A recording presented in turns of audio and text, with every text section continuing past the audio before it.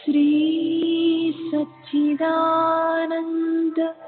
सद्गुरु साईनाथ महाराज की जय।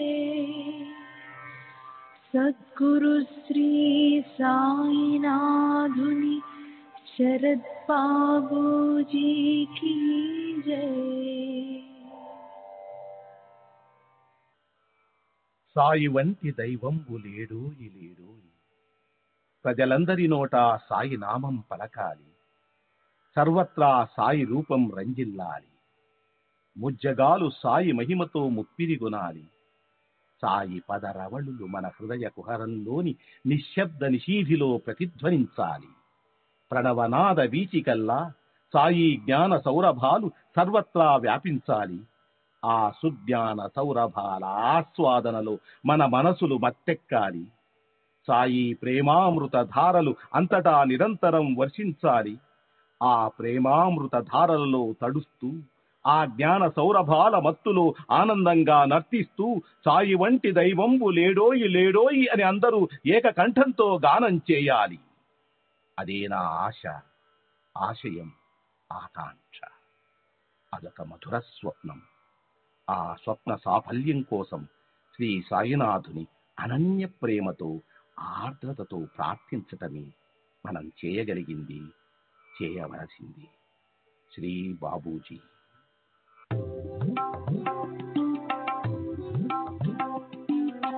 సాయి బాబా, సాయి బాబా, సాయి బాబా, సాయి బాబా.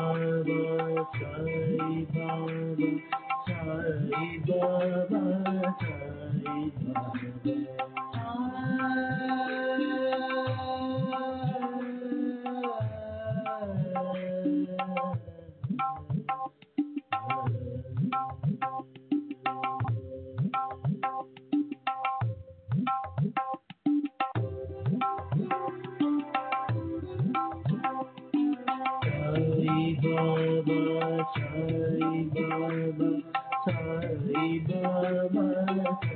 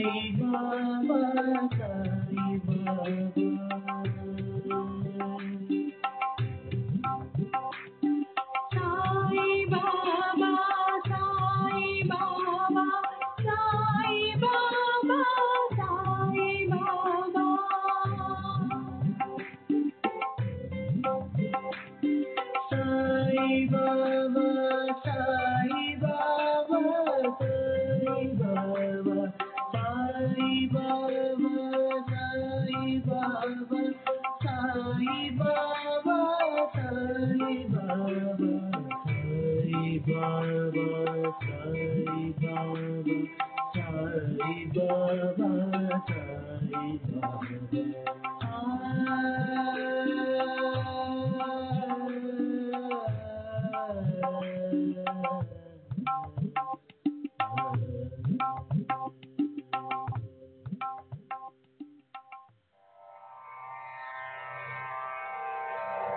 श्री सच्चिदानंद सद्गुरु साईनाथ महाराज की जय। सद्गुरु श्री साईनाथुनि शरद बाबूजी की जय।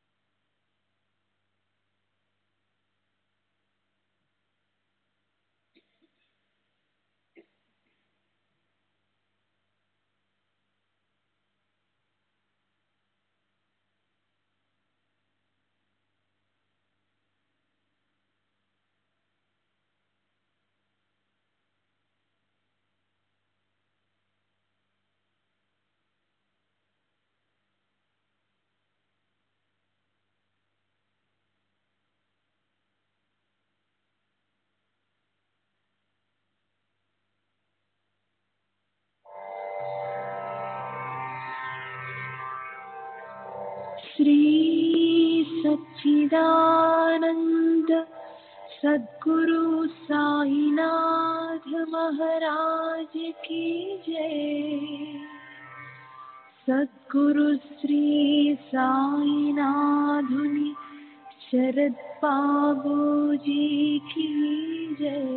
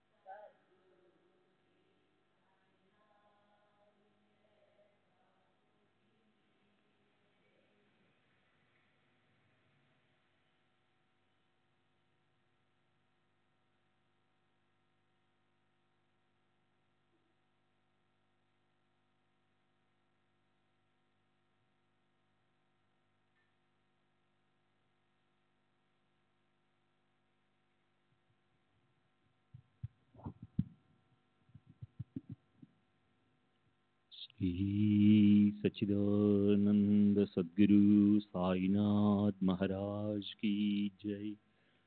सद्गुरु श्री साईनाथ शरद बाबू जी की जय।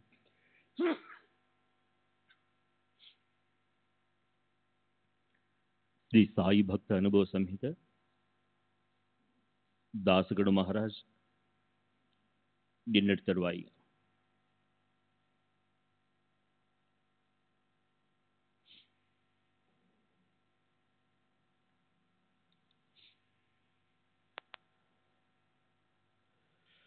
నేను మొట్టమొదట సాయిబాబా దగ్గరకు నానాసాహెబ్ చందోర్కర్తో కలిసి వెళ్ళింది కేవలం నానాసాహెబ్ను ప్రసన్నం చేసుకునేందుకు మాత్రమే.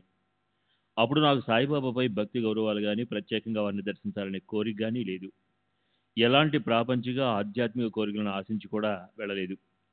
1 సంవత్సరం తర్వాత ఉస్మానాబాద్ వద్ద ఇస్లాంపూర్కు చెందిన వామన్ సాహి ఇస్లాంపూర్కర్ అనే వృద్ధ బ్రాహ్మణుని కలుసుకోవడం తటస్థించింది. అతను వివాహితుడు, మద్రాసు యూనివర్సిటీ పట్టభద్రుడు. నా పై అధికారులు సాయిగొండ అనే ప్రదేశంలో అతని సేవకై నన్ను నియమించారు. అతను గొప్ప భక్తి గలవాడని, ఆధ్యాత్మికంగా ఎంతో ప్రగతిని సాధించాడని నేను తెలుసుకున్నాను. మోక్ష ప్రాప్తి కోసం గురువు యొక్క ఆవశ్యకత ఉందని నమ్మి అతనిని నాకు ఉపదేశం ఇవ్వమని అర్థించాను. ఆయన సమ్మతించాడు. నేను శివభక్తుడిని కాబట్టి నేను కోరుకున్నట్లుగానే శివమంత్రం ఉపదేశించాడు. నన్ను ఆ మంత్రాన్ని నిరంతరం జపిస్తూ ఉండమని ఆదేశించాడు. నేను సాయిబాబాను దర్శిస్తూ ఉన్న విషయం అతనికి చెప్పి అదేమైనా కీడు కలిగిస్తుందా అని అడిగాను.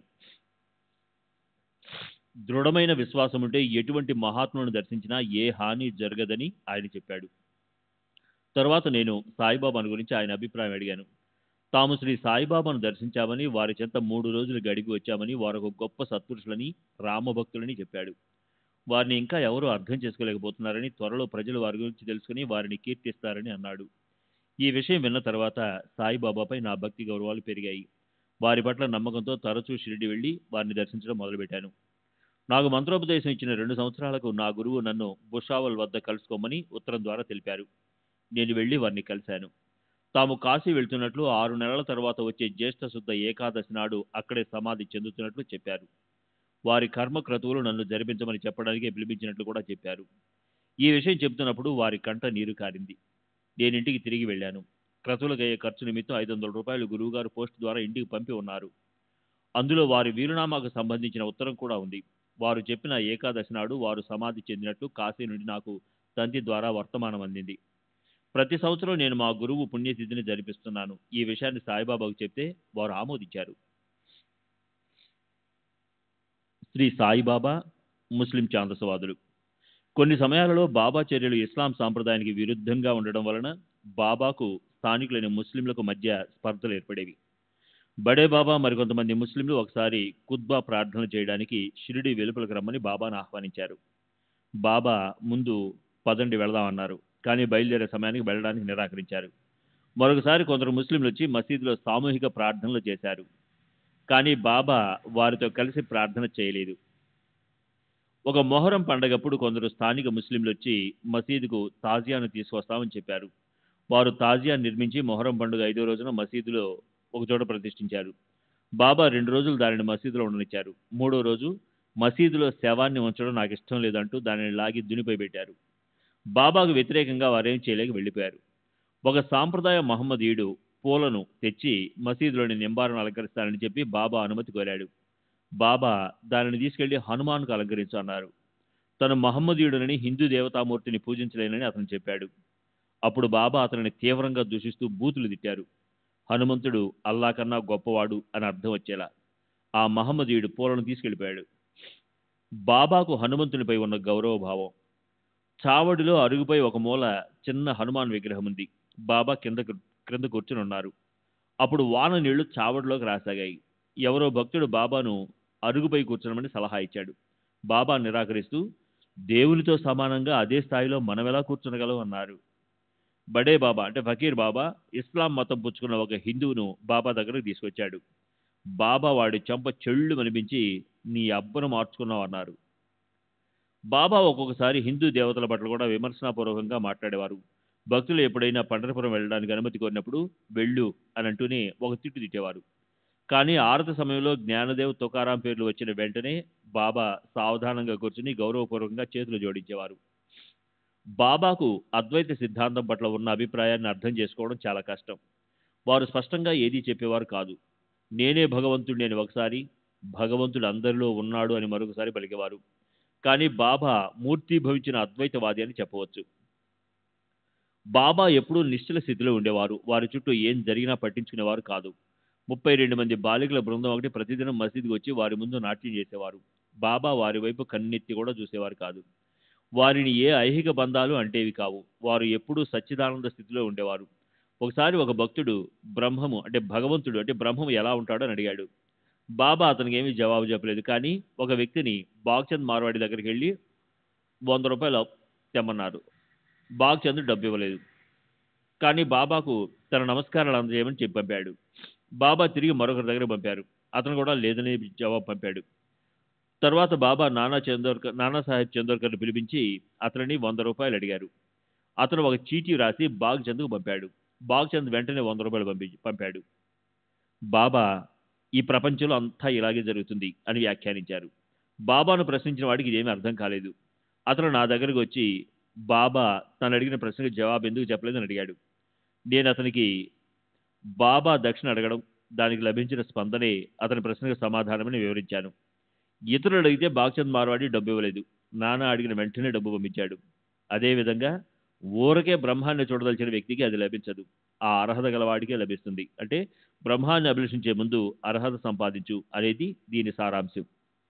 శ్రీ సచ్చిదానంద సద్గురు సాయినాథ్ మహారాజ్ కీ జై.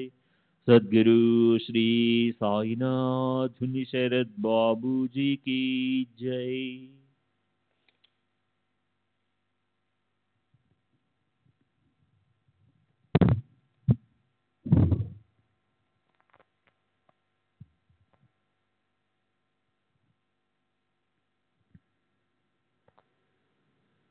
బాబా లీలలు మహిమలు నేను పెద్దగా చూడలేదు.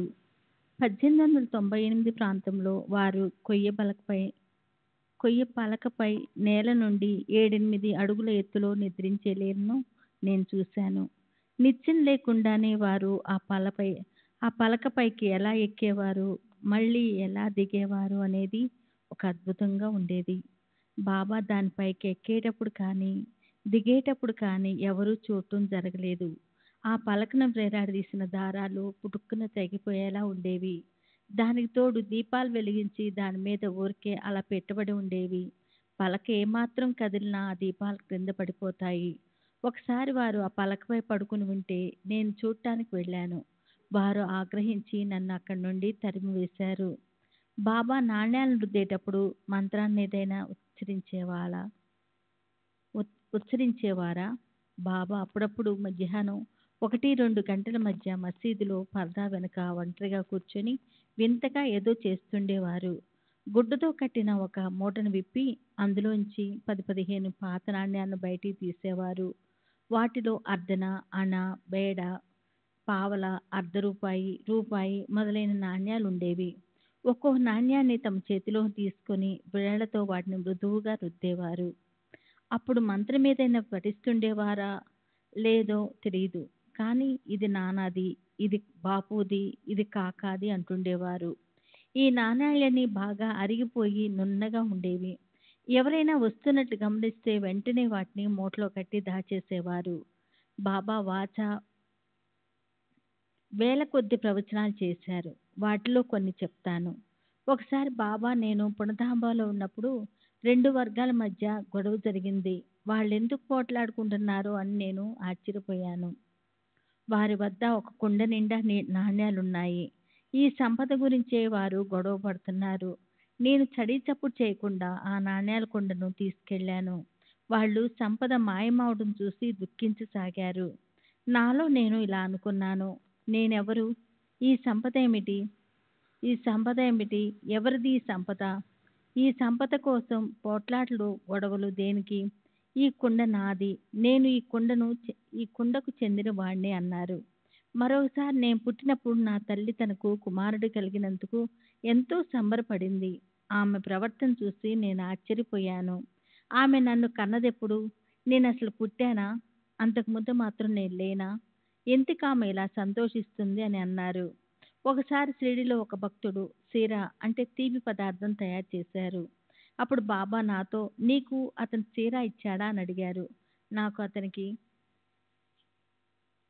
నాకు అతనికి మధ్య మనస్పర్ధలున్నాయని, అందువల్ల నాకు అతను సీరా ఇవ్వలేదని బాబాకు చెప్పాను. అప్పుడు బాబా, ఎవరికి ఏమి ఇస్తారు? ఈ సీరా ఏమిటి? దానిని తినేది ఎవరు? అతను నీ విరోధి అని అనకు. ఎవరు ఎవరికి విరోధి? ఎవరిపైన విరోధభావం పెంచుకోకు. అందరూ ఒకటి అని బోధించారు. పైభావాన్ని అమృతానుభవంకు నేను వ్రాసిన వ్యాఖ్యలో 2వ అధ్యాయంలో చివర పొందుపరిచాను. సతారాకు చెందిన ఒక మత గురువు వేదాంతాన్ని గురించి బోధిస్తానని రమ్మని నన్ను ఆహ్వానించాడు. కానీ నేను ఈ విషయంలో శ్రీ సాయిబాబా సహాయం తీసుకోదలిచినట్లు అతనికి చెప్పాను.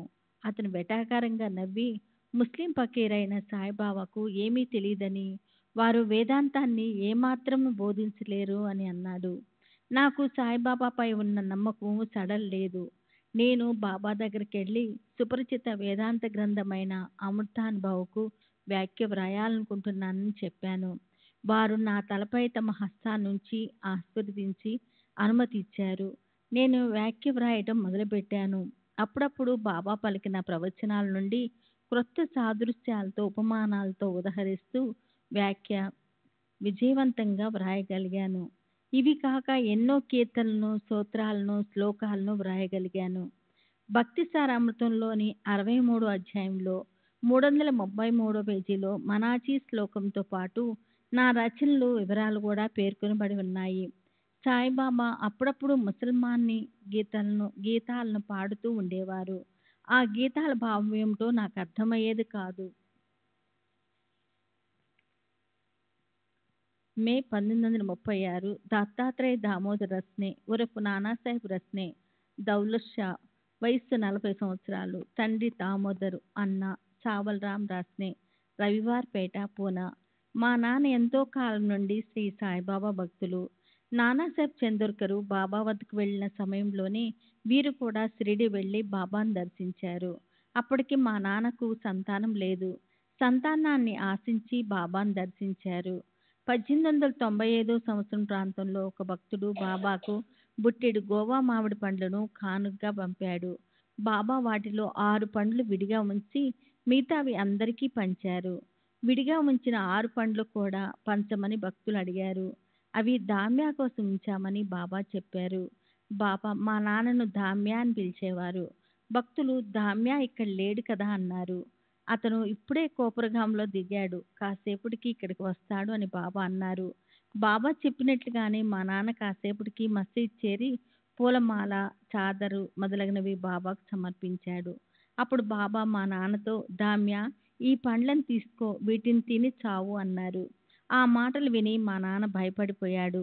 కానీ అక్కడే ఉన్న మహల్సాపతి బాబా పాదాల చెంత మరణించడం కన్నా గొప్ప వరం మరొకటి ఉండదని చెప్పాడు. మా నాన్న కాస్త ఊరాట చెంది పండ్లు తిందామనుకున్నాడు. అప్పుడు బాబా, ఈ పండ్లు నీవు తినవద్దు, నీ చిన్న భార్యకి ఇవ్వు. ముందు నీకు 2 కుమారులు కలుగుతారు. మొదటి వాడికి దౌలత్ షా అని, రెండో వాడికి తానిర్ షా అని పేర్లు పెట్టు అని ఆదేశించారు. మా నాన్న అహ్మద్ నగర్ తిరిగి వచ్చి బాబా ఇచ్చిన పండ్లను తన చిన్న భార్యకి ఇచ్చాడు. బాబా చెప్పిన పేర్లను కూడా గుర్తుగా తన డైరీలో రాసి పెట్టాడు. 1 సంవత్సరం తర్వాత నేను పుట్టాను. నాకు 16 నెలల వయసున్నప్పుడు మా నాన్న నన్ను బాబా దర్శనానికై షిరిడి తీసుకుని వెళ్ళాడు. బిడ్డకు పేరేమి పెట్టమంటారని బాబాను అడిగాడు. బాబా, నేను బిడ్డకు పేరు పెట్టడం ఏమిటి? నేను ఏం చెప్పానో నీవు మర్చిపోయావా? నీవు నీ డైరీలోని 3వ పేజీలో వ్రాసుకున్నావు. వీడికి దౌలత్ షా అని పేరు పెట్టమని చెప్పలేదు అన్నారు. శ్రీ సచ్చిదానంద సద్గురు సాయినాథ్ మహారాజ్ की जय. सद्गुरु श्री साईनाथ शरण बाबू जी की जय. श्री सच्चिदानंद सद्गुरु साईनाथ महाराज की जय. सद्गुरु श्री साईनाथ शरद बाबू जी की जय. నాకు 5 సంవత్సరాలప్పుడు పుట్టు వెంట్రుకలు తీయించి అక్షరాభ్యాసం చేయించాలని తలచి మా నాన్న నన్ను షిరిడి తీసుకెళ్ళాడు. బాబా నా చేత పలకా బలకం పట్టించి హరి అని వ్రాయించారు. తర్వాత నన్ను షిరిడీలోని బడికి పంపించారు. నాకు 7 సంవత్సరాల వయసున్నప్పుడు మా తల్లిదండ్రులతో కలిసి నేను షిరిడి వెళ్ళాను. ఒకరోజు మసీదులో కూర్చొని బాబా పాదాలు పడుతున్నాను. అప్పుడు అక్కడ చాలామంది పిల్లలు ఉన్నారు. బాబా వాళ్ళకి స్వయంగా మిఠాయిలు పంచుతున్నారు. నా దృష్టి అటువైపు మళ్ళింది. ఫలితంగా కాళ్ళు ఒత్తడంలో నా శ్రద్ధ కాస్త మందగించింది. పక్కనే ఉన్న మా అమ్మ అది గమనించి మిఠాయిల వైపు చూస్తూ, బాబా సేవ నిర్లక్ష్యం చేస్తున్నావా అంటూ నన్ను కొట్టింది. వెంటనే బాబా కోపంతో, ఏయ్ ముసలి, పిల్లవాడిని ఎందుకు కొట్టావు అని కసురుకున్నారు. ఆమె బాబాతో, బాబా, పిల్లవాడు కుదురుగా మీ సేవ చేసుకునే బుద్ధిని ప్రసాదించండి అని వేడుకుంది. పిల్లవాడు చక్కగా నా సేవ చేసుకుంటున్నాడు. భగవంతుడు వాడికి స్వచ్ఛమైన బుద్ధిని ప్రసాదిస్తాడు. భయపడకు, ఇక వాడిని ఎప్పుడు కొట్టకు అని బాబా మందలించారు. నాకు 12 సంవత్సరాల వయసున్నప్పుడు నా సోదరునితో కలిసి షిరిడీ వెళ్ళాను. మా దగ్గర 100 రూపాయలు ఉన్నాయి. బాబా దక్షిణ రూపంలో 10 రూపాయలు ఒకసారి, 15 రూపాయలు ఇంకోసారి, చాలాసార్లు డబ్బు అడిగి తీసుకున్నారు. మా దగ్గర నా సోదరుని జేబులో 25 రూపాయలే మిగిలాయి. దారి ఖర్చులకు, బాబా దక్షిణ ఇచ్చేందుకు డబ్బు పంపమని అహ్మద్ నగర్కు జాబు రాశాను. ఆ రోజు సాయంత్రం బాబా నా సోదరుని 25 రూపాయలు దక్షిణ అడిగారు. అతను మా దగ్గరున్న డబ్బంతా ఖర్చయిపోయిందని, ప్రయాణ ఖర్చులకు డబ్బు అవసరమని చెప్పాడు. బాబా వెంటనే, ఎందుకు అబద్ధం చెప్తావు? నీ జేబులో 25 రూపాయలు ఉన్నాయి. ప్రయాణ ఖర్చులకు డబ్బు పంపమని నగరుకు జాబు రాసావు కదా, ఆ డబ్బు మనీ ఆర్డర్ ద్వారా రేపు మీకు అందుతుంది. భయపడవద్దు అన్నారు. నా సోదరుడు తన దగ్గరున్న 25 రూపాయలు బాబాకు సమర్పించాడు.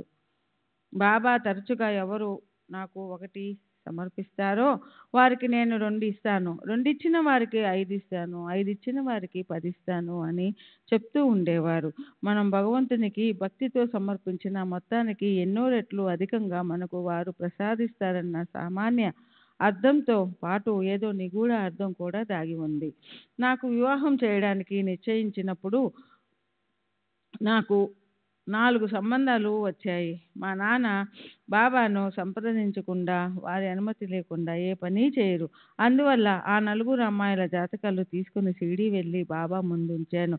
అందులో 2500 లేక 3000 రూపాయలు కట్నమిచ్చే సంబంధం కూడా ఉంది.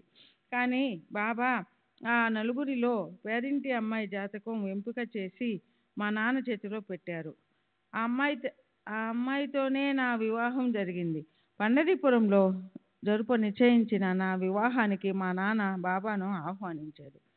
బాబా, నేను నీతోనే ఉంటాను, భయపడొద్దు, నన్నెప్పుడు తలుచుకున్నా వచ్చి నీ చెంతనే ఉంటాను అన్నారు.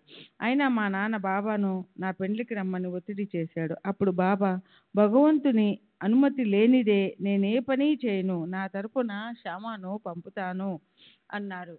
అలాగే పండరీపురంలో జరిగిన నా పెళ్లికి శ్యామ హాజరయ్యాడు. నాకు ఒక తమ్ముడు ఉన్నాడు. అతనికి కూడా బాబా సూచించిన పేరే పెట్టారు. నాకు 2 ఆడపిల్లలు, ఒక మగపిల్లవాడు పుట్టారు. కానీ 3 పుట్టిన కొన్ని నెలలకే మూర్ఛ రోగంతో చనిపోయారు. మగపిల్లవాడు 1926లో చనిపోయాడు. నా భార్య ఆరోగ్యం కూడా క్షీణించింది. నాలో నిరాశ, నిస్పృహలు అలుముకున్నాయి. విచార భారంతో కృంగిపోయి షిరిడీ వెళ్ళి బాబాను, అల్పాయుష్కులైన ఇంతమంది పిల్లలను ఇచ్చే బదులు పూర్ణాయు గల ఒక్క బిడ్డను ప్రసాదించండి అని ప్రార్థించాను. నేను షిరిడీలో నిద్రిస్తూ ఉండగా బాబా నా కళ్ళలో కనిపించారు. పిల్లవాడు చనిపోయాడని చింతించకు, వాడు తల్లిదండ్రులకు హాని కలిగించే మూలా నక్షత్రంలో పుట్టాడు అని బాబా పలికారు. ఆ కళలో బాబా ఛాతపై సూర్యుని వలె ప్రకాశించే కాంతి వలయము ఉంది. ఆ వలయంలో చనిపోయిన నా కుమారుణ్ణి ఒడిలో పెట్టుకొని బాబా కూర్చొని ఉన్నారు. నీకు ఈ బిడ్డ వల్ల ప్రమాదం ఉంది, అందుకే నేను తీసుకువెళ్ళాను. నీకు మరొక బిడ్డను ప్రసాదిస్తాను, భయపడకు అన్నారు. అప్పటికే మా కుటుంబం అహ్మద్నగర్ నుండి పూనాకు తరలి వెళ్ళింది. నేను ఇంటికి వెళ్ళి చనిపోయిన కుమారుని జాతక చక్రం తీసి చూశాను. బాబా చెప్పినట్లు వాడు మూలా నక్షత్రంలోనే పుట్టాడు. నేను షిరిడీ యాత్ర చేసిన 15 నెలలకు మాకు ఒక కుమారుడు పుట్టాడు. వాడు పూర్ణ ఆరోగ్యంతో ఉన్నాడు. ఇది 1928లో జరిగింది. నాకు శ్రీ సాయిబాబాపై భక్తి, విశ్వాసాలు వృద్ధి చెందాయి. నేను సత్పురుషులను అందరినీ సాయి స్వరూపులుగానే భావించేవాడిని. వారికి నమస్కరించినప్పుడు బయటకు కానీ మనసులో కానీ సమర్థ సద్గురు సాయినాథ్కు ప్రణామాలు అనేవాడిని. సమర్థ సద్గురు సాయినాథ్కు ప్రణామాలు అనేవాడిని. 1927లో కేడ్గాంపేటకు వెళ్ళి నారాయణ మహారాజును దర్శించాను. వారికి నమస్కరిస్తూ మనసులో సాయిబాబాకు ప్రణామాలు అందజేశాను. మహారాజు, నీ గురువు నాకన్నా ఉన్నత శ్రేణిలో ఉన్న పరమ గురువు, నీవిక్కడికి ఎందుకు వచ్చావు? నీ ప్రారబ్ధము సంచితము అక్కడే ఉంది. నీ ఎన్నిక శ్రేష్టమైనది, అక్కడికే వెళ్ళు. నీ ఆశయాలన్నీ అక్కడే సిద్ధించగలవు అన్నారు. నేను నారాయణ మహారాజుకు నా కుమారుడు పుట్టక మునుపే దర్శించాను. 1927లో నా జాతక చక్రంలోని నక్షత్ర ప్రభావం వల్ల నా ఆరోగ్యం క్షీణించింది. నేను ప్రతి ఆదివారం జున్నారుకు 2 మైళ్ళ దూరంలోనున్న పూనా నుండి 40 మైళ్ళు సీతారాం ఉత్తరేశ్వర్ శివుడు ఆలయానికి వెళ్ళి పూజించేవాడిని. ఒక ఆదివారం రాత్రి 9 గంటలకు విగ్రహంపై పూలు చల్లి సాయిబాబాకు ప్రణామాలు అని నమస్కరించాను. అప్పుడు ఆ విగ్రహం వద్ద ఒక వెలుగు, ఆ వెలుగులో నేను నిరంతరం స్మరించే సాయిబాబా రూపం కనిపించాయి. అప్పటి నుండి నా ఆరోగ్యం మెరుగుపడసాగింది. అక్కడ జానకీదాస్ అనే సాధువు ఉండేవారు. ప్రతి ఆదివారం అక్కడికి వెళ్ళినప్పుడు ఆ సాధువును కూడా సాయిలా భావించి సాయినామం స్మరించుకుంటూ నమస్కరించేవాడిని. ఓసారి అతనికి నమస్కరించిన వెంటనే, నీవు ఒక గొప్ప మహాత్ముని ఆశ్రయించావు, నాలాంటి సామాన్య సాధువుల దగ్గరకు ఎందుకు వస్తావు? మాలాంటి వారమంతా సాయిబాబా పాదాలను ఆశ్రయిస్తాము అన్నారు. తర్వాత నేను బస్సుకు వెళ్ళి నిద్రపోయాను. ఆ రాత్రి కలలో బాబా ఫకీర్ వలె కనిపించారు. వారు నాతో, నీవు చాలా ఆతురతగా నున్నావు, నీ సంపూర్ణ శరీరాన్ని మనస్సుతో సహా నాకు భిక్షగా సమర్పించు అన్నారు. నేను ఈ భిక్షను సమర్పించి మా నాన్నకు తెలియజేస్తాను అని వారికి చెప్పాను. బాబా, మీ నాన్నతో సంప్రదించకుండానే నీవు ఈ పని ఎలా చేయగలవు అని అడిగారు.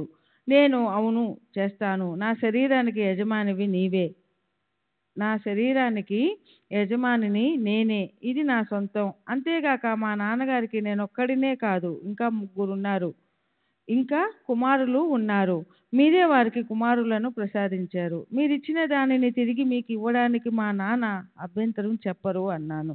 తర్వాత బాబా నా శరీరాన్ని తమ అరచేతిలోనికి తీసుకొని పై జేబులో వేసుకున్నారు. బాబా ఎంతో దయతో నన్ను తమ హృదయం చెంతకు చేర్చుకున్నారన్న ఆలోచన నాకు ఆనంద పారవస్యాన్ని కలుగజేసింది. తర్వాత నాకు మెలకువ వచ్చింది. నేను మేల్కోగానే చాలా ఆనందం కలిగింది. ఆ కల తర్వాత నా మనసు వైరాగ్యంతో నిండిపోయింది. అంతకు ముందు వలె ఏ విషయమూ నన్ను ఆకర్షించలేకపోయింది, నా మనసును ప్రభావితం చేయలేకపోయింది. శ్రీ సచ్చిదానంద సద్గురు సాయినాథ్ మహారాజ్ కి జై. సద్గురు శ్రీ సాయినాథుని శరత్ బాబూజీకి జై. 2-3 నెలల తరువాత 1928వ సంవత్సరంలో పాల్గొన వద్య పండరీపురంలో ఉండగా మాకొక కుమారుడు కలిగాడు.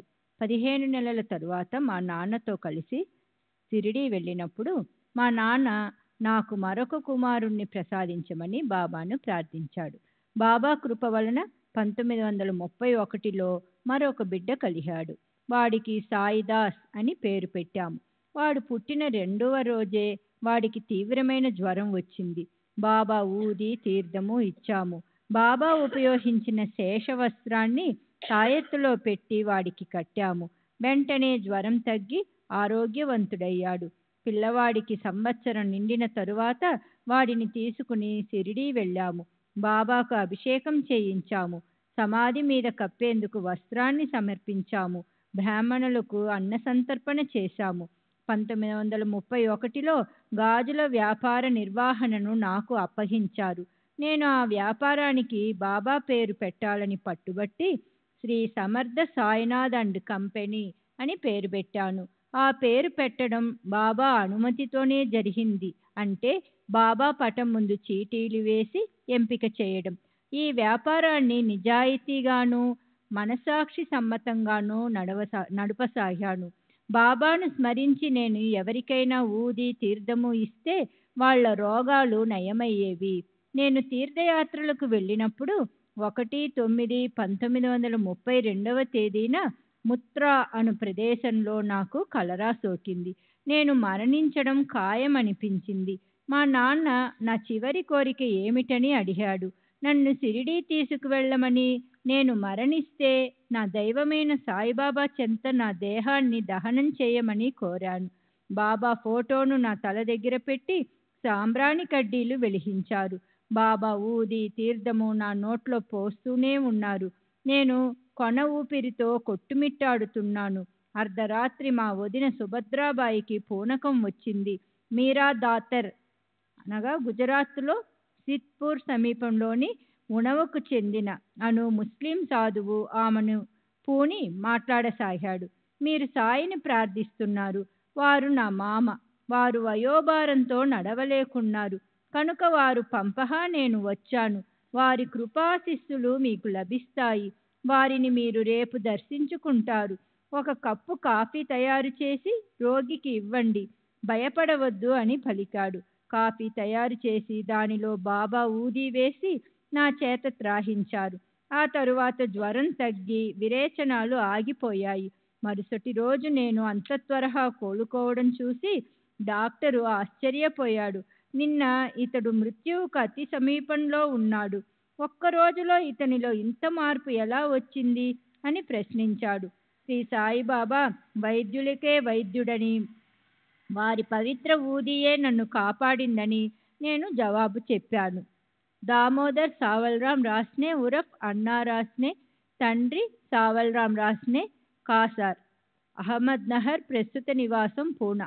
నా కుమారుడు తన జన్మ వృత్తాంతం గురించి చెప్పినదంతా వాస్తవమే. నేను సంతానాన్ని ఆశించి బాబాను దర్శించినప్పుడు వారు ఎంతో దయతో నన్ను ఆశీర్వదించారు. నేను కోపర్గాం స్టేషన్లో దిగి షిరిడీకి చేరే మార్గంలో ఉన్న సమయంలోనే బాబా నేను వస్తున్నట్లు భక్తులకు చెప్పి నాకు ఇవ్వడానికి కొన్ని మామిడి పండ్లు తీసి ఉంచారు. నేను మసీదు చేరగానే ఆ పండ్లను నాకు ఇచ్చి ఆశీర్వదిస్తూ వాటిని నా చిన్న భార్యకు ఇవ్వమని ఆదేశించారు. ఆమెకు ముందు 2 మగపిల్లలు పుడతారని, వాళ్ళకి ఏ పేరు పెట్టాలో కూడా చెప్పారు. నేను ఆ పేర్లను గుర్తుగా నా డైరీలోని 3వ పేజీలో రాసి పెట్టాను. 15 నెలల తరువాత బాబా చెప్పినట్లుగా ఒక బిడ్డ, కొన్ని సంవత్సరాల తరువాత మరొక బిడ్డ కలిగారు. వారికి మామూలు హిందూ పేర్లతో పాటు బాబా చెప్పిన పేర్లను కూడా జత చేశాను. నేను బాబా సమాధి ముందు కూర్చుని నాకు 2వ మనమణ్ణి ప్రసాదించమని ప్రార్థించాను.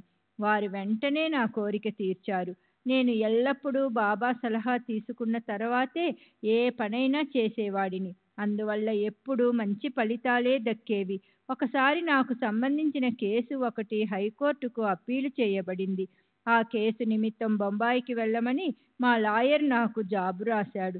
నేనప్పుడు షిరిడీలో ఉన్నాను. బాబా నేను బొంబాయి వెళ్లేందుకు అనుమతించక నన్ను షిరిడీలోనే ఉంచారు. నేను కోర్టుకు హాజరు కాకపోయినప్పటికీ తీర్పు నాకు అనుకూలంగా వచ్చింది. ఒకసారి నానాసాహెబ్ డెంగ్లే ఒక పెద్ద వెండి పళ్ళెం నిండా రుచికరమైన పదార్థాలు పెట్టి దానిని బాబా ముందుంచి ఆరగించమని ప్రార్థించాడు. అప్పుడు బాబా కేక వేయగానే ఒక నల్ల కుక్క పరుగున వచ్చి పళ్ళెంలోని పదార్థాలని తినసాగింది. అక్కడే నిలబడి చూస్తున్న నానాసాహెబ్ డేంగ్లే ఈ ఊర కుక్క కోసమేనా ఇంత కష్టపడి ఈ పదార్థాలను తయారు చేసింది అని మనస్సులో అసగ్గించుకున్నాడు. వెంటనే బాబా పళ్ళాన్ని అతని వైపు నెట్టి కోపంగా తీసుకుపో అన్నారు. అది జరిగినప్పుడు నేను అక్కడే ఉన్నాను. బాబా మూగ జీవులను, కడజాతి వాళ్లను తమతో సమానంగా భావించి ఆదరించేవారు.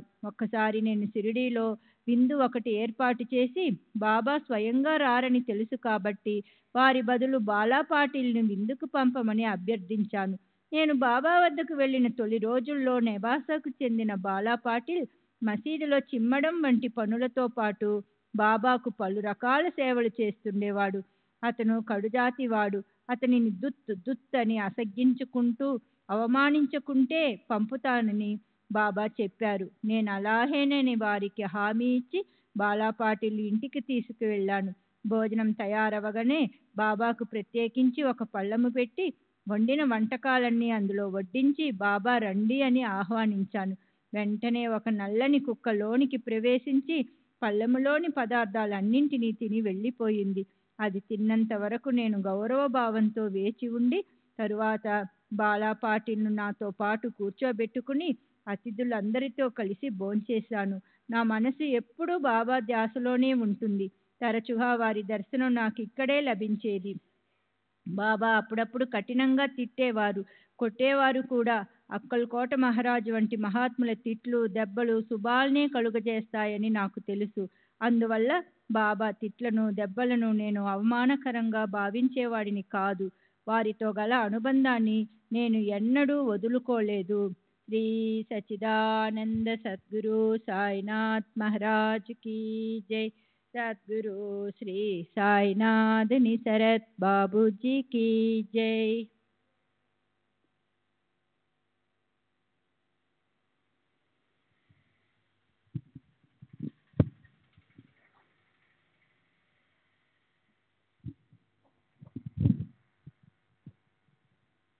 శ్రీ సచిదానంద సద్గురు సాయినాథ్ మహారాజ్ కీ జై. సద్గురు శ్రీ సాయినాథ్ నిసరత్ బాబూజీ కీ జై. బాబా ముస్లింలను నమాజ్ చేసుకోమని తర్వాత తమ వద్ద ఖురాన్ పఠించమని చెప్పేవారు. అప్పుడప్పుడు మౌలీలతో మతపరమైన విషయాలు మాట్లాడుతుండేవారు. నేను మొట్టమొదట షిరిడీకి 1895 ప్రాంతంలో వెళ్ళాను. నేను వెళ్ళిన మరుసటి సంవత్సరం నుండి శ్రీరామనవమి ఉత్సవాలు ప్రారంభమయ్యాయి. 40 సంవత్సరాలుగా ప్రతి సంవత్సరం ఈ ఉత్సవాలకు జరీ అంచు జెండా ఒకటి సమర్పిస్తున్నాను. అప్పటికి నానా దౌలత్ షా ఇంకా పుట్టలేదు. దాసగను మహారాజ్ కానీ దాబోల్కర్ కానీ నా అనుభవాల గురించి నన్ను ఎప్పుడూ అడగలేదు. నేను వాళ్ళకి ఏ వివరాలు చెప్పలేదు. నాకు 3 భార్యలున్నారని వ్రాసిన విషయం వాస్తవం కాదు. నాకు 2 భార్యలు మాత్రమే ఉన్నారు. నేను జ్యోతిష్య శాస్త్రాన్ని సంప్రదించాను. నా జాతక చక్రంలో 5వ స్థానంలో కేతువు ఉన్నందువలన నాకు సంతానం కలగటం కష్టమని జ్యోతిష్యులు చెప్పారు. కానీ సాయిబాబా విధి విధానాన్నే మార్చి నాకు సంతాన ప్రాప్తి కలుగజేశారు. తాము ఇచ్చిన 4 మామిడి పండ్లు నా చిన్న భార్యకు ఇమ్మని, ఆమెకు 8 మంది పిల్లలు పుడతారని బాబా చెప్పారు. వారు చెప్పినట్లుగానే జరిగింది. నా వ్యాపార విషయాలలో నేను బాబాను సంప్రదించేవాడిని. ఒకసారి బొంబాయి ప్రతి మార్కెట్లో పెట్టుబడి పెట్టమని ఒక దళారి నాకు చెప్పాడు. అతను నా వ్యాపారంలో భాగస్థుడు కాదు. నేనే మొత్తం పెట్టుబడి పెట్టాలి. బాబా వద్దకు వెళ్ళి మసీదులో వారి పాదాలొత్తుతూ నాకు వచ్చే లాభంలో బాబాకు వాటా ఇవ్వాలని తలిచాను. ఆ సమయంలో బాబా, నేను, మహల్సాపతి మాత్రమే మసీదులో ఉన్నాము. బాబా వ్యాపార విషయాలలో తగులుకోవడం నాకు ఇష్టం లేదు అన్నారు. దాంతో నేను ఆ వ్యాపారం మానుకున్నాను. మరోసారి నేను షిరిడీ వెళ్ళినప్పుడు ధాన్యం వ్యాపారం చేయవచ్చా అని బాబాను అడిగాను. ధరలు పడిపోతాయని, కొన్న ధర కన్నా తక్కువ ధరకు అమ్మవలసి వస్తుందని బాబా చెప్పారు. నేను ఆ ఆలోచన కూడా మానుకున్నాను. నేను ఈ విషయాన్ని నా స్నేహితుడైన ఒక వ్యాపారికి చెప్పాను. చాలా కాలంగా ధరలు క్రమంగా పెరుగుతూ వస్తున్నాయని, తగ్గటం జరగదని, బాబా సూచన తప్పని అతను చెప్పాడు. ఆ తరువాత శ్రావణ మాసం వచ్చింది. వర్షాలు పడ్డాయి. ధరలు అకస్మాత్తుగా పడిపోయాయి. ధాన్యాన్ని నిల్వ చేసిన వ్యాపారులు అపారంగా నష్టపోయారు. ఈ విషయంలో బాబా నన్ను కాపాడారు. బాబా అనుమతి లేనిదే నేను ఏ లావాదేవీలు జరిపేవాడిని కాదు. బాబా సశరీరులుగా ఉన్నప్పుడు షిరిడీ వెళ్ళి ప్రతి విషయాన్ని వారితో సంప్రదించేవాడిని. 1918లో బాబా మహాసమాధి అనంతరం వారి పటం ముందు చీటీలు వేసి నిర్ణయం తీసుకునేవాడిని. వారు ఇప్పటికీ నన్ను సరి అయిన మార్గంలోనే నడిపిస్తున్నారు. ఒకసారి నేను మసీదులో భక్తులందరితో పాటు బాబా పాదాల చెంత కూర్చొని ఉన్నాను. అప్పుడు నా మదిలో మెదిలిన 2 ప్రశ్నలకు బాబా సమాధానమిచ్చారు. బాబా దగ్గరకు అసంఖ్యాకమైన భక్తులు వస్తుంటారు కదా, వచ్చిన వారందరూ వారి నుండి లబ్ధి పొందుతున్నారా? దానికి బాబా, పూత పూసిన మామిడి చెట్టును చూడు, అందులోని పువ్వులన్నీ కాయలై పండ్లయితే ఎంత బాగుంటుంది. కానీ అలా అవుతాయా? ఎక్కువ భాగం రాలిపోతాయి. కొన్ని పువ్వులుగా, కొన్ని పిందెలుగా, మరికొన్ని గాలికి రాలిపోతాయి. ఏ కొద్దో మిగులుతాయి అన్నారు. ఇది నా గురించి అడిగినది. బాబా సమాధి చెందితే నాకు దిక్కెవరు, నా గతి ఏమవుతుంది అని చింతించాను. దానికి బాబా, ఎప్పుడైనా ఎక్కడైనా నన్ను తలచిన వెంటనే నేను నీ వెంట ఉంటాను అని హామీ ఇచ్చారు. బాబా ఇచ్చిన హామీని వారు 1916 ముందు తర్వాత కూడా నెరవేరుస్తున్నారు. వారు నాతోనే ఉండి నాకు మార్గం చూపుతున్నారు. 1910-11 ప్రాంతంలో నా సోదరులు నా నుండి వేరైపోయారు. అకస్మాత్తుగా నా సోదరి చనిపోయింది. మా ఇంట్లో దొంగలు పడ్డారు. దానిపై పోలీసు విచారణ జరిగింది. వీటన్నింటి వలన నా మనసు వికలమైంది. సాయి లీలా మాసిక్ లో 368-69లో ఇది ప్రస్తావించబడి ఉంది. నా సోదరి చనిపోయినప్పుడు నేను దుఃఖభారంతో కుమిలిపోయి జీవితం పట్ల ఆశను ఆనందాన్ని కోల్పోయాను. నేను బాబా దగ్గరికి వెళ్ళినప్పుడు వారు హితవాక్యాలలో నన్ను ఓదార్చారు. అప్పా కులకర్ణి ఇంటికి పంపి కూరాన్ పోళీలతో విందు భోజనం చేయించి నాకు చందనం పూయించారు. 30 సంవత్సరాల నుండి నాతో ఉండిన నా పాత స్నేహితుడు నా భార్య నగలబెట్టెను దొంగిలించుకొని వెళ్ళాడు. ఆ నగలతో పాటు మంగళకరమైన నత్తు ముక్కుపడక కూడా ఉంది. నేను బాబా ఫోటో ముందు కూర్చొని విలపించాను. మరుసటి రోజు నా స్నేహితుడు మా ఇంటికి వచ్చి క్షమాపణ చెప్పి నగలబెట్టెను తిరిగి ఇచ్చాడు. శ్రీ సచ్చిదానంద సద్గురు సాయినాథ్ మహారాజ్ కీ జై. సద్గురు శ్రీ సాయినాథ్ ముని శరత్ బాబూజీ కీ జై.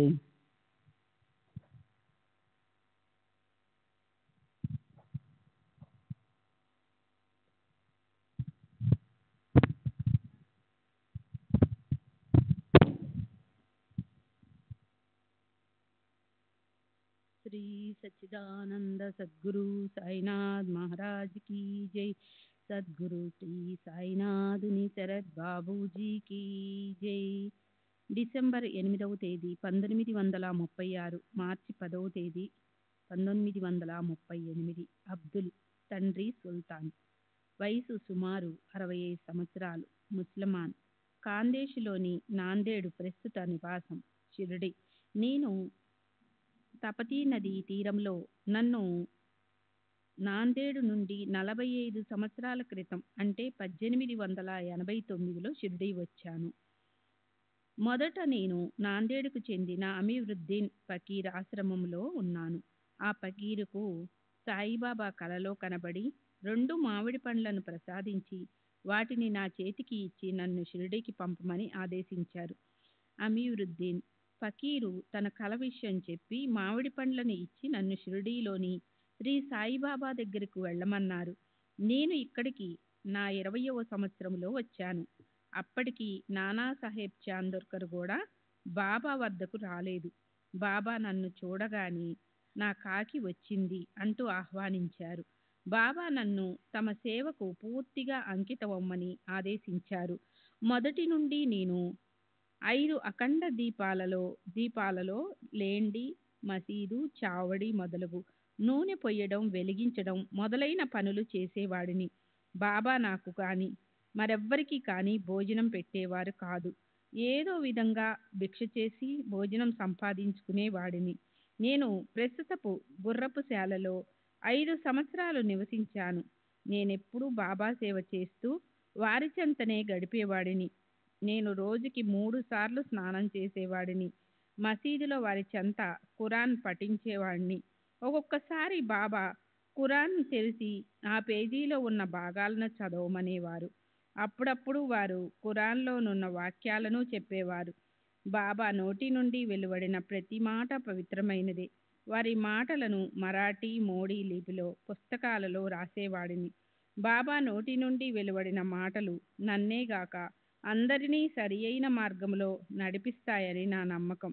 అందువల్ల వారి ప్రవచనాలు పుస్తకాన్ని క్రింది విధంగా ఉపయోగించేవాడిని. ఎవరైనా తమ భవిష్యత్తు తెలుసుకోదలిచినప్పుడు కానీ, క్లిష్ట సమస్యలు ఎదురైనప్పుడు కానీ నా దగ్గరికి వచ్చేవారు. నేను భక్తితో బాబాను తలుచుకొని పుస్తకాన్ని తెరిచేవాడిని. తెరిచిన పేజీలో వాళ్ళ భవిష్యత్తుకు లేదా సమస్యలకు సంబంధించిన సమాధానం ఉండేది. ఇందుకు 2 ఉదాహరణలు ఇస్తాను. బాబా సమాధి చెందిన తర్వాత సాయి మందిరములో ఒక బావిని త్రవ్వారు. కానీ ఆ బావిలో త్రాగడానికి ఉపయోగపడని ఉప్పు నీళ్లు పడ్డాయి. వాళ్ళు నా దగ్గరికి వచ్చారు. నేను ప్రవచనాల పుస్తకాన్ని సంప్రదించాను.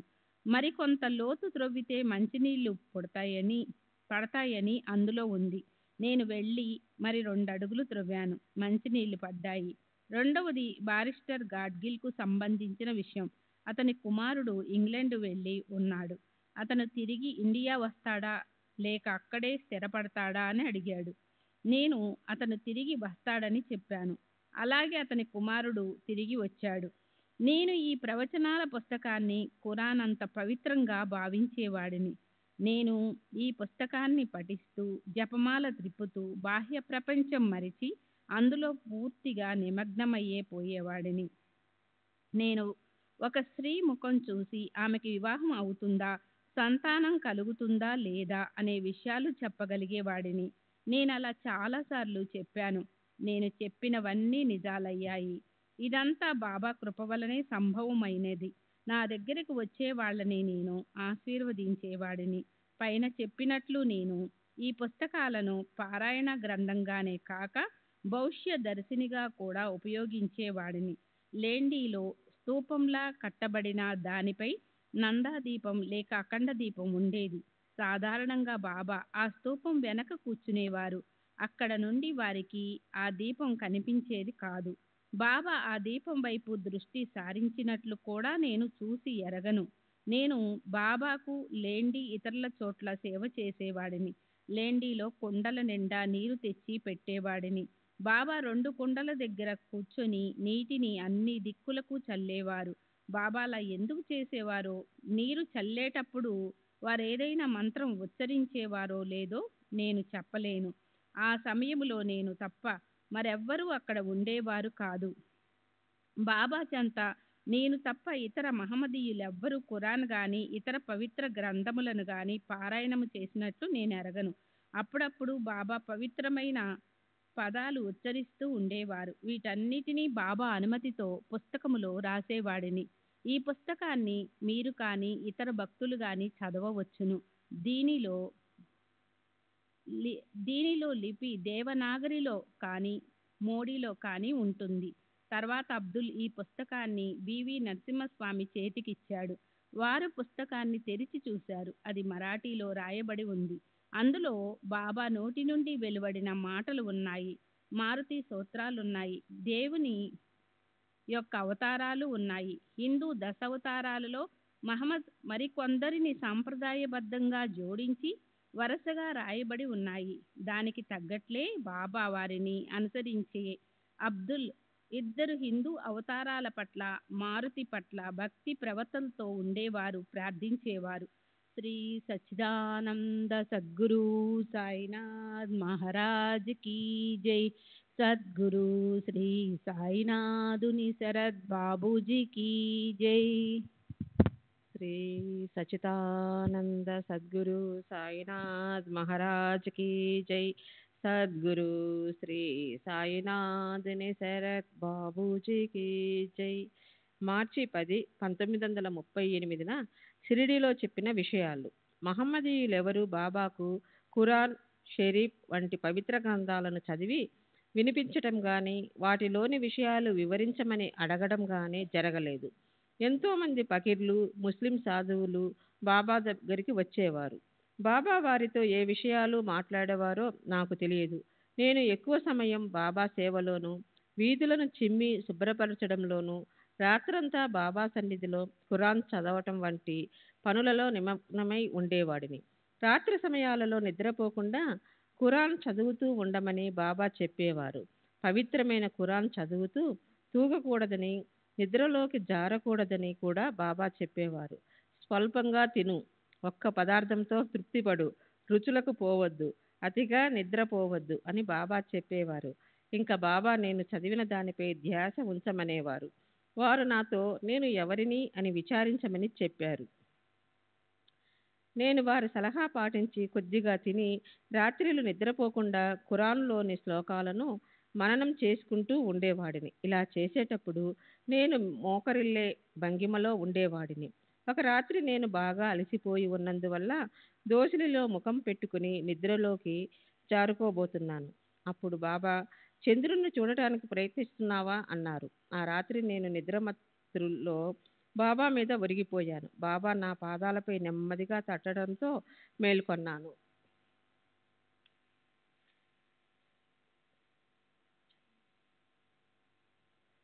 మరుసటి రోజు నేను ముఖం కడుక్కోవడానికి దోసిలిలోకి నీళ్లు తీసుకున్నప్పుడు చిత్రంగా దోసిలిలో పూర్ణచంద్రుడు కనిపించాడు. అప్పుడు సమయం మధ్యాహ్నం 2 గంటలు. ఈ దృశ్యం గురించే బాబా చెప్పారు.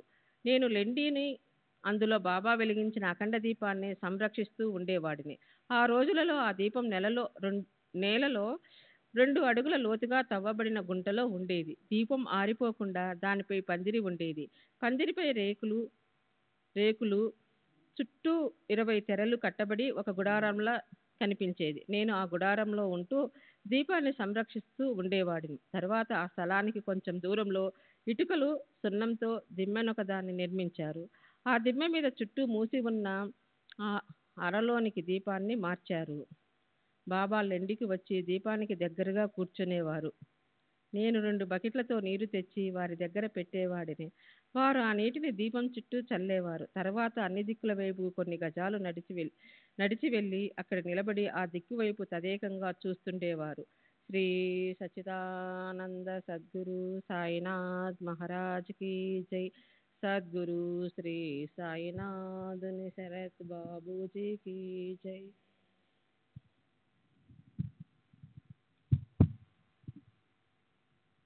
నేను సాయికి చేసే సేవ అందరికీ చేసినట్లుగా భావించేవాడిని.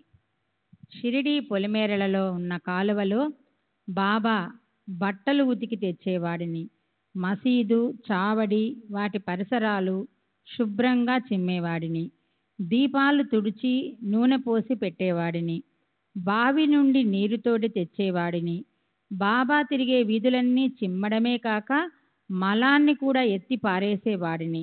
బాబా నన్ను హలాల్ కుర్ అని, మై మిరియాంబి, నా పాకీవాడా అని పిలిచేవారు. ఆయి షిరిడీలో నివసించే తొలి రోజులలో ఆమె వీధులను చిమ్మి శుభ్రపరిచేది. నేను ఆ పనిలో ఆమెకు సహాయపడేవాడిని. నా ప్రాపంచిక ఆధ్యాత్మిక అవసరాలన్నీ బాబానే చూస్తున్నారు. రాధాకృష్ణ ఆయి చనిపోయిన చాలా కాలం తర్వాత బాబా మహాసమాధి అనంతరం, అంటే 1927 ప్రాంతంలో ఆమె నివసించిన శాలలో ఒకరోజు ఖురాన్లోని శ్లోకాలను మననం చేసుకుంటూ ఉన్నప్పుడు శిథిలావస్థలో ఉన్న శాల యొక్క 3 మట్టి గోడలు హఠాత్తుగా కూలిపోయాయి. నడుము వరకు ఆ శిథిలాలలో నేను కూరుకుపోయాను. అయినా నాకు ఏ ప్రమాదం జరగకుండా బాబానే నన్ను కాపాడారు. బాబా నన్ను ఆశీర్వదించి వారి చెంతనే ఉంచుకున్నారు. బాబాను సేవించుకోమని మొదట నా గురువైన అమీరుద్దీన్ నన్ను ఆదేశించారు. నేను అలాగే చేశాను. ఒకసారి ఆయన షిరిడీ వచ్చి నన్ను తమతో రమ్మని పిలిచారు. బాబా ఆదేశిస్తే వస్తానని చెప్పాను. కానీ బాబా అలాంటి ఆదేశమేది ఇవ్వనందున నేను షిరిడీలోనే బాబా వద్ద ఉండిపోయాను. అమీరుద్దీన్ షిరిడీ నుండి వెళ్ళిపోయారు. శ్రీ సచ్చిదానంద సద్గురు సాయినాథ్ మహారాజ్ కీ జై. సద్గురు శ్రీ సాయినాథుని శరత్ బాబూజీ కీ జై.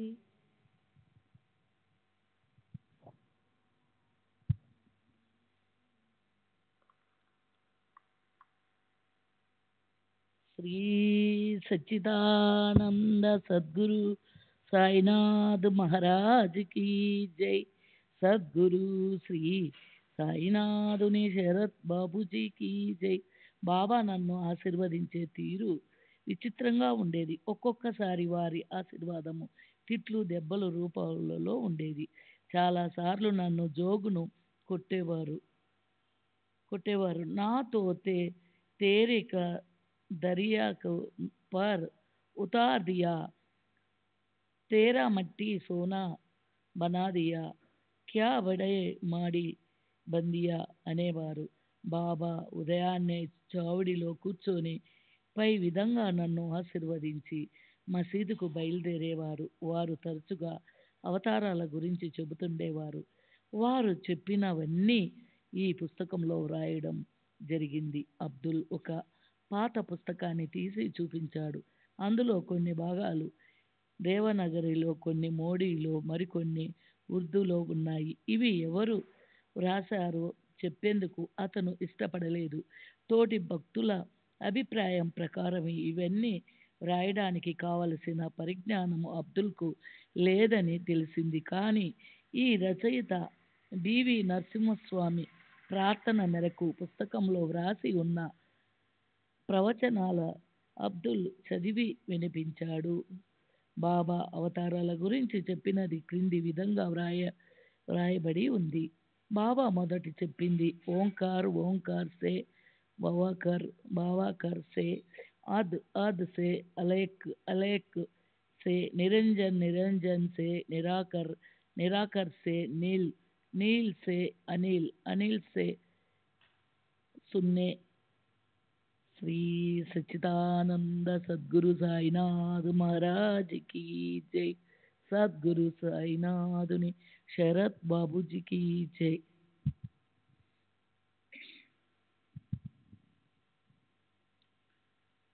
వీటి భావం: నీవు భవసాగరాన్ని దాటటానికి తోడ్పడ్డాను. 2. నీ మట్టిని బంగారంగా మార్చాను. 3. ఎంత పెద్ద భవనాన్ని కట్టి ఇచ్చాను. మొదటి 2 నా ఆధ్యాత్మిక ప్రగతిని గురించి బాబా చెప్పి ఉండవచ్చు. మూడవది నా భవిష్యత్తును సూచిస్తూ చెప్పినది అయి ఉండవచ్చు.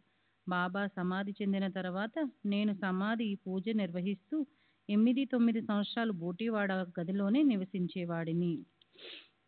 కేశవ్, ఆమ్రు, उत्तर, पूर्व, पीर रक्ष, पीर मत्स्यावतार, मनायत, अस्मित, जमृद, भगीरथ, उच्चायत, देखायत, बलिंतर, तिरमक्र, खचावतार, उच्चायत, देखायत, प्रजायत, उग्रसेन, खदिन, डालबार, रक्षर, वराहतार, कलीपत, गोत्रम, विष्णु, हरितक, बब्रसेर, नरसिंहावतार, शेजवार, रेवक, बंदोबस्त, बैलचंद, काशिप, वामन अवतार, शान, जान, म्यान, नूर, तेज, कमल, खदराम, अद्भुत, गस्तत्वा, कबूबै, हरिपरवा, अनाथ, जयव, अवि, आतस्थ धर्म,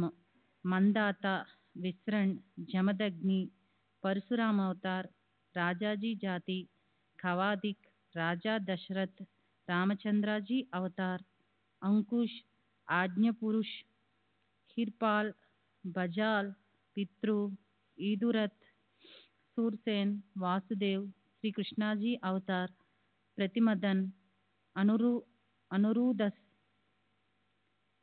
इशितहार, बद्दा, जली अवतार, ब्राह्मण हुआ, राजपूत हुआ, गौली हुआ, बाद मुसलमान हुआ, चतुर्युग में 4 अवतार, तीर्थ में 3 अवतार, दोपहर में 2, अधर्वण में 1 अवतार, मत्स्य, कच्छ, वराह, नारसिंह, वामन, परशुराम, कृष्णाजी बोधो भी कल्कि, यानी इब्राहिम 4 वेद किए, इटेरावू वास्ते कलम शरीश उतारा है।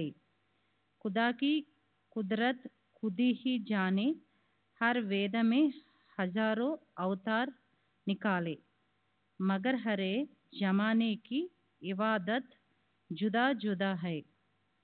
यू भी है हिंदुस्तान गाड़ी पर, अट बादशाही करेगा, ఏ ఖబర్ అటారా పురాణ్ మే హై. ఇంకా చాలా ఉన్నప్పటికీ అబ్దుల్ చాలా నెమ్మదిగా చదవటంతో అదంతా చదవడానికి సమయం లేకపోయింది. శ్రీ సచ్చిదానంద సద్గురు సాయినాథ్ మహారాజ్ కీ జై. సద్గురు శ్రీ సాయినాథుని శరత్ బాబూజీ కీ జై.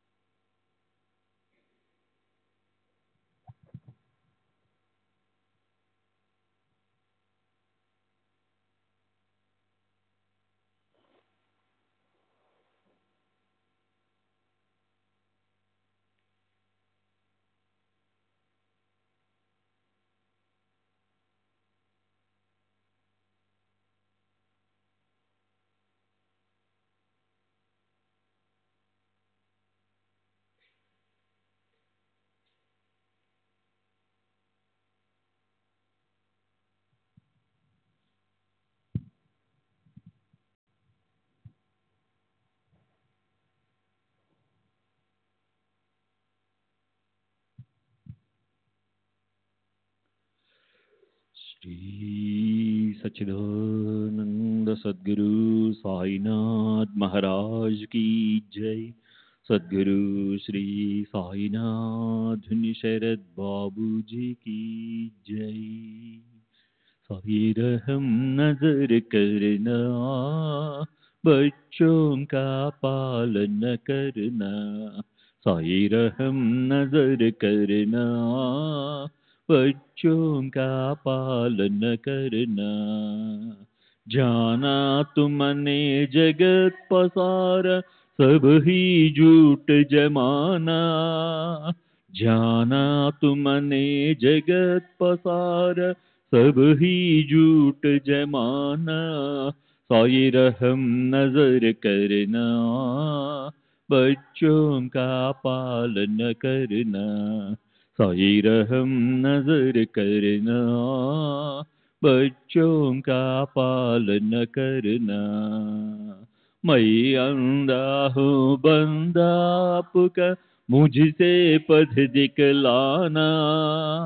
मैं अंधा हूँ बंदा आपका, मुझसे पथ दिखलाना। साई रहम नजर करना, बच्चों का पालन करना। साई रहम नजर करना, बच्चों का पालन करना। दासगणों कहे अब क्या बोलूं, थक गई मेरी रसना। दासगणों कहे अब क्या बोलूं, थक गई मेरी रसना। साई रहम नजर करना, बच्चों का पालन करना। साई रहम नजर करना, बच्चों का पालन करना। रहमो नजर करो अब मोरे साई, तुम बिना नहीं मुझे माँ बाप बाई। रहमो नजर करो मैं अंधा हूँ बंदा तुम्हारा। मैं अंधा हूँ बंदा तुम्हारा। मैं ना जानू, मैं ना जानू, मैं ना जानू अल्लाह इलाही। नमो नजर करो रहमो नजर करो अब मोरे साई। तुम बिना नहीं मुझे माँ बाप बाई। रहमो नजर करो काली जमाना मैंने गमाया।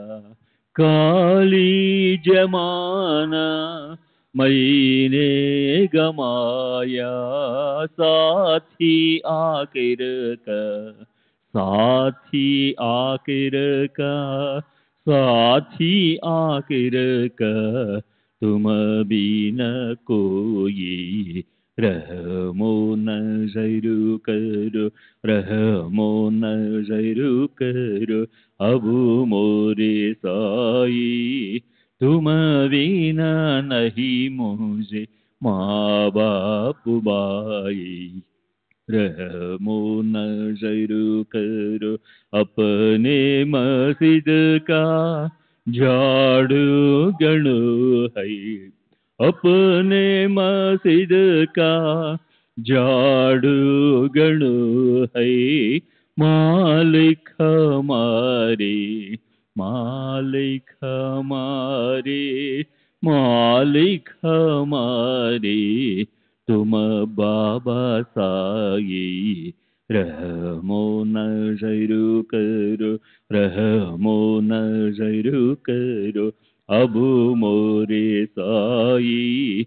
तुम बिना नहीं मुझे माँ बाप बाई। रहमो नजर करो। श्री सच्चिदानंद सद्गुरु साईनाथ महाराज की जय। सद्गुरु श्री साईनाथ शरद बाबू जी की जय।